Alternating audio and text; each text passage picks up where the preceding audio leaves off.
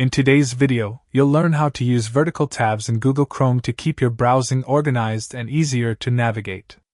Vertical tabs are especially useful if you work with many open tabs or prefer a cleaner layout, because they display your tabs in a readable list along the side of the browser.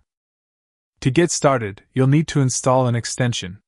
Open Chrome, go to the Chrome Web Store, and search for Vertical Tabs in Side Panel.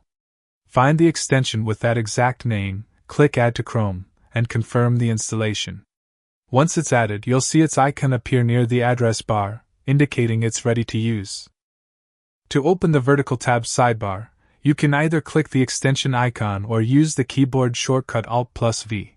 Holding Alt and pressing V should slide the sidebar into view. If the shortcut doesn't work, clicking the icon will still open it. In the sidebar, you'll notice all your open tabs listed vertically with titles and favicons, making them easier to scan. Managing tabs in this view is simple.